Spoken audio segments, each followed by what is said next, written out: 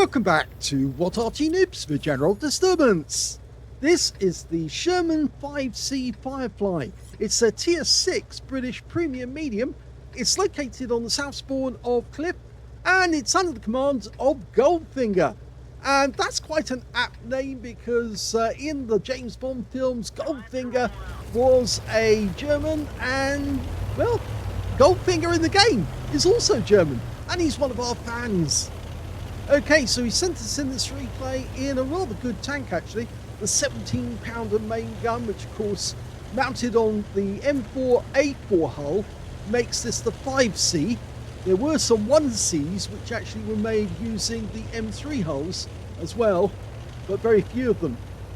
Now what's so special about the 17-pounder is the amount of damage it will do and the velocity of the shell is very, very fast indeed. 76.2 millimeters is the caliber of the shell, but it has enough velocity to actually punch its way even through a Tiger. And so the Germans knew this during the war, and they were very worried about ever seeing one of these tanks. And so the British actually tried to conceal the barrel so that the Germans didn't recognize that this one was the Firefly, because that was their primary target. Now, the email I got from the member who said, I live in Germany and I regularly watch your videos. Thank you. And the Sherman Firefly is a very interesting tank with a historical background. Its 17-pounder cannon was a very dangerous opponent and could pose a threat to the Tiger and Panther tanks. With simple modification, the English succeeded in sending a very inexpensive and effective tank onto the battlefield. The tank is also very effective in what? And I love playing it. I think this premium tank is better than the comparable Britann Panther or the stupid Poodle. What a name! I would be happy if you could publish my replay. Well, I'd certainly love to do that. If you're a regular to the channel and you watch our videos, then yes, I'll be happy to do the replay. We don't always do a lot of non-arty replays, but we do as many as we can to get everybody happy. Now he's looking for a good target he can hit there and get a penetration. He's also looking at that little dot in the center of the reticule, because if that is blue, he can't penetrate, but if it goes green, he can. And so he's looking to see if he can get the shell through. Now, actually, for real, the Sherman, the Fireflies, wouldn't carry that number of shells, a huge number of shells, in the ready rack. They'd actually only carry, I think it was about 6 in total in the ready rack. And if they wanted to get more shells out, they actually had to stop and the crewman had to get out of the vehicle. And then he actually had to pass the shells up from down below, because of course, instead of having a machine gun on the front of the vehicle, they actually covered the front off and used that area for storage of the very big shells, these 17-pounder rounds. So in order to have enough shells, they only had the 6 that they could shoot off straight away, and that would normally be enough for their purposes. But they'd have to get the rest out of storage, or stowage as they call it. Okay, we've got a target, and he gets a pen with that shot. 158. It's 150 alpha, by the way, so he's got two high rolls there. Oh, and an A43. And he gets a nice pen on that one and a high roll again. In fact, he's really doing well. And there's his first kill of the game. Nice. Gets one into a meal. It's a tier 8 game with tier 6 tanks. Oh! Well, he didn't get the kill on the meal, but that is such an important enemy tank that he's actually earned a lot for us by getting that one. Because remember, you get 20% extra or 10% extra for every tier higher that you hit. In that case, he hit 20% extra for that damage on the meal.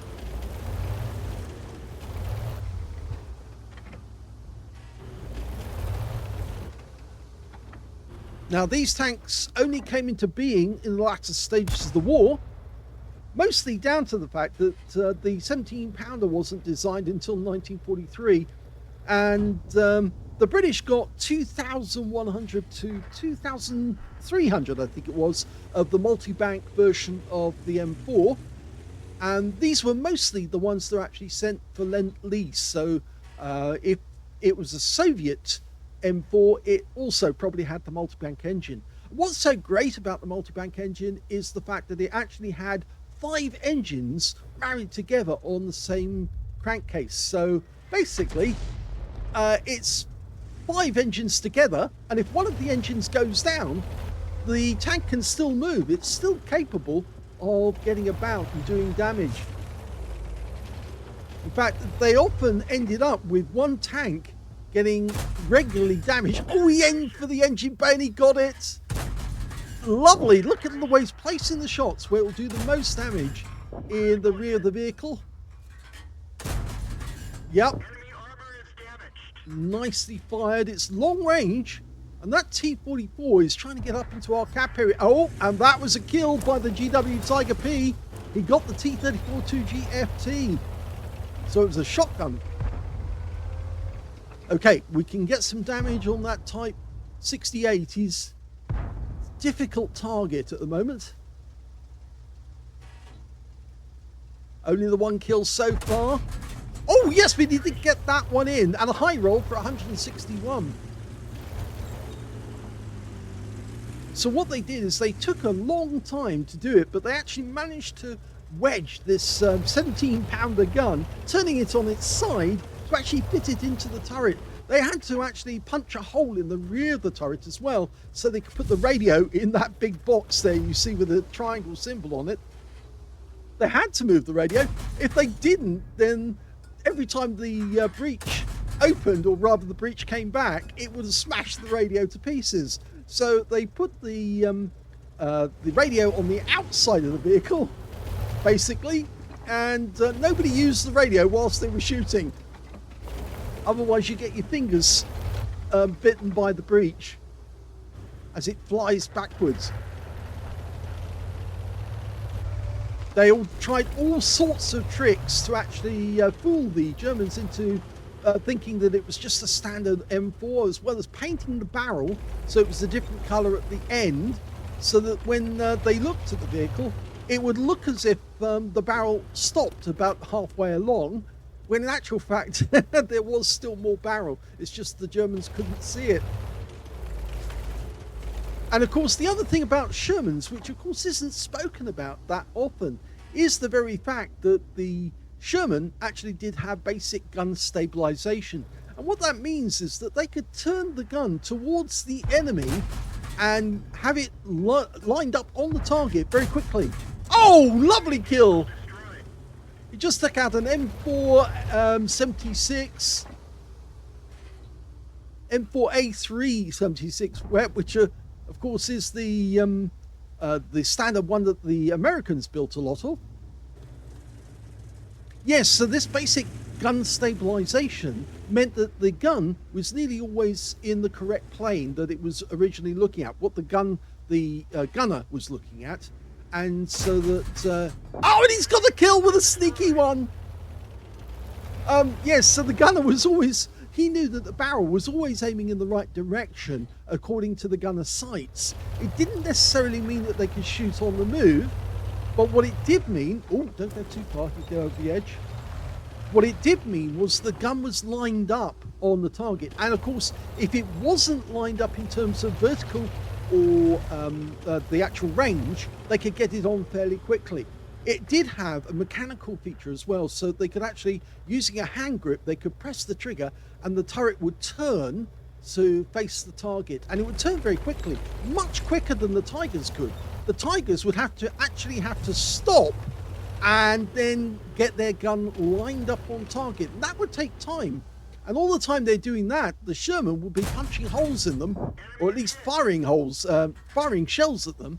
And of course, if there's more than one Sherman, and there usually was, then that Sherman would be, one of those Shermans is bound to get one shell on target. And that would disturb the crew, because of course they'd hear this banging on the outside of the hull, and it was pretty loud. I know they say during the Second World War that any submariner, any person who's in a U-boat, and these U-boats were depth charged, the noise was just so disconcerting. It would make a lot of the submariners go absolutely mad because it was so deafening. And the same thing's true for tank drivers as well. They were getting hit. Nice one. That's a high roll. No, the building was in the way there. Okay, he's trying to angle it and position it in such a way so that he doesn't get hit.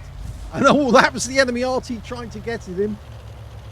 Of course, he failed. He's still got all of his hit points in this game. Nicely positioned as well.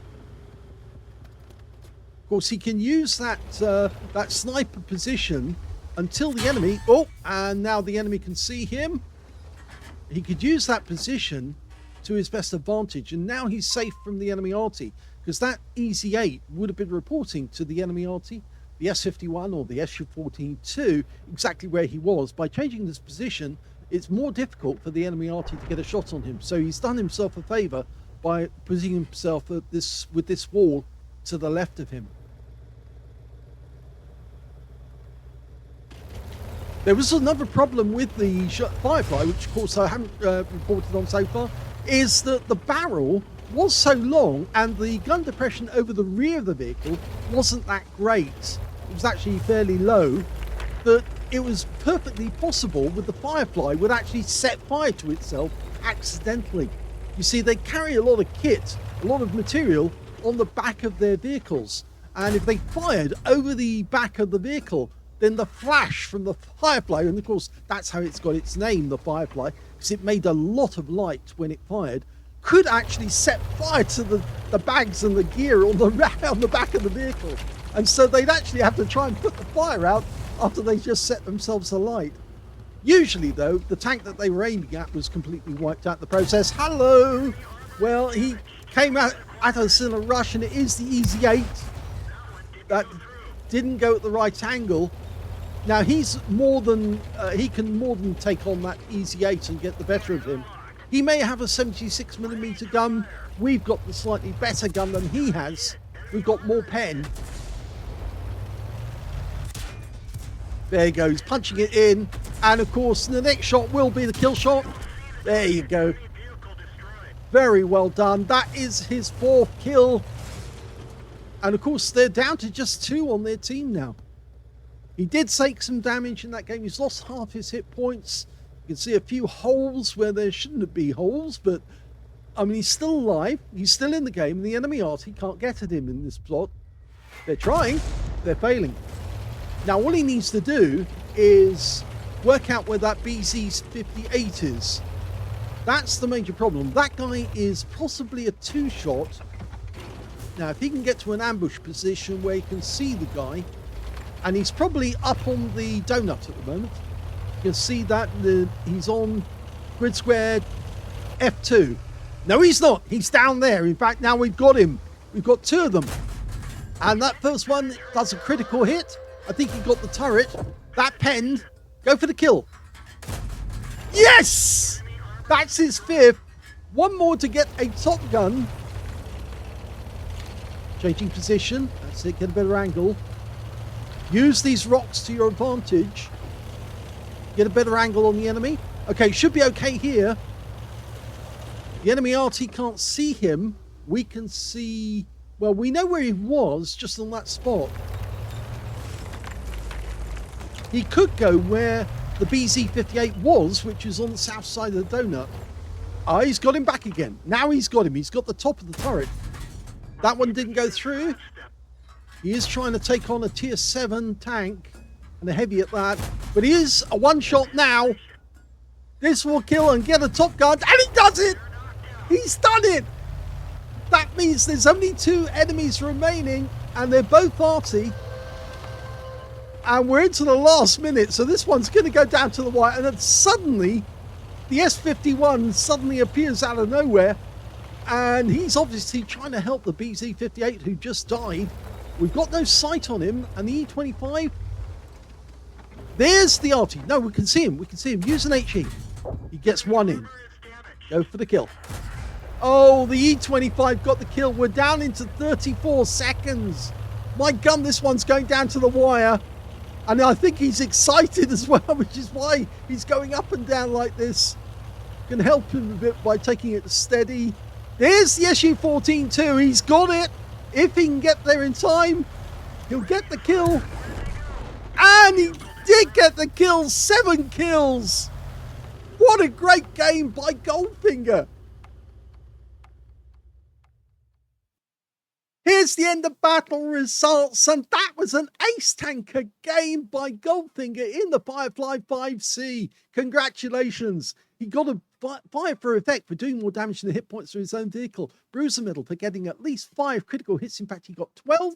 He got a Leather Slaves medal because he killed 2 enemy tanks or tank destroyers, at least 1 tier higher than his own, as well as a Top Gun for getting at least 6 kills. In fact, he ended up with 7. If he just fired a fraction of a second earlier on the S51, he would have got not just another kill and getting a Radley Walters, but he would have got a Pascucci's medal as well for killing both enemy SPGs in the game. And I think he really did deserve to get that victory. 9,907, which is the win 8 from that one. That's super unicum. Let's have a look at team score.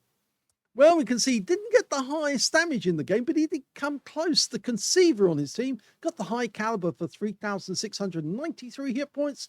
Second highest damage was GOLDFlNGER with 3,249. And the third highest damage, well, that goes to the Type 63 on the enemy team, who managed 2,226. When it came to kills, he easily got that one. 7 kills to GOLDFlNGER in a tier 6 tank. He was taking down tier 8, or not taking down the tier 8, but he was killing tier 7s at the very least in that game. And the next highest scorer was, in fact, the Conceiver with 3 kills. And then 2 kills went to the E25 on his own team, who got a Confederate, and a number of tanks on the enemy team. Remember, the enemy team was in the lead for most of this game, but it was down to the Firefly 5C of GOLDFlNGER and the E25 who kept the team alive. When it came to base XP, you can see GOLDFlNGER easily got this one. 1,555. He completely creamed the rest of the team. In fact, he was the only player to get over 1,000 base, with the Conceiver getting 947 and the E25 getting 856. So he completely outplayed the enemy and the rest of his team as well. He fired 41 rounds. Now, this tank actually does carry 77 in total. But as I mentioned during the game, they actually only had, I think it was 6 shells in the ready rack, ready to go at any one time. And if they want to pull out more shells, because they did carry more shells in the tank, much lower down in storage, they actually had to work at trying to get those shells out. And also putting those shells into the breach was really difficult for the loader, because of course he was actually having to do this on his, basically on its side, because it wasn't, because the gun was on its side, it meant that everything he did had to be on its side as well. So it was really difficult to load this gun, but the loaders got used to it and they did load very quickly. He got 31 direct hits with those 41 shells, and he got 26 penetrations as well. 3,249 hit points of damage, of which 2,595 were up more than 300 meters. And I think he more than proved that this tank, even in the sniper's nest, was very, very good, because of course he was getting damage on enemy tanks at some distance. 5 hits received from the enemy. 4 of those were penetrations, 1 non-penetrations. Most of the penetrations came from that Easy 8 who tried to get the better of him. Of course, the Easy 8 only had the 76mm gun, and he, of course, had the 76.2mm gun of the 17 pounder, which is a better gun overall. 1 non-penetration, well, that was a round that actually bounced off his armor when the enemy was trying to get at him and firing at distance. Or at least, I think, it was the Easy 8 who did that bouncing round, I think. So 115 hit points of damage blocked by armor. Yes, because you can see that the Easy 8 could do 115 alpha, which is about the same alpha you would get from a 75 or 76mm gun, a standard 76, whereas he was getting 150 alpha, which is much, much higher because, of course, the 17 pounder gun, it's a better shell. 12 enemy vehicles were actually damaged in that game and 7 killed. So he was well on the way to getting a Pools medal, and other people finished off some of the tanks that he actually did hit and got them down to their 1 shot. 486 hit points of damage from damage assistance, well, player assistance. That was the spotting that he managed to get. On a premium count, he actually made 137,110 credits profit from that game, including a huge, massive bonus of 175,000 during that. And he also took away 3,032 experience points out of it as well. Being a premium tank does help in crew training. So yes, the Firefly 5C, it's a really good tank. It's a bit slow because it can only do 40.2 kilometers an hour. And there are some tanks which can go a bit faster than that. And of course, some are autoloaders as well, which is quite nice. But this one, the Firefly 5C, I think you can see from this game by GOLDFlNGER that it is really, really good in the right circumstances. And he does love playing it, and he's certainly getting great results. I hope you enjoyed that one, coming in from one of our supporters, one of our watchers, because I certainly thought this was a brilliant replay. And if you did, please give it a like, do subscribe to our channel, leave a little comment down below because it feeds the algorithm. And thank you for watching.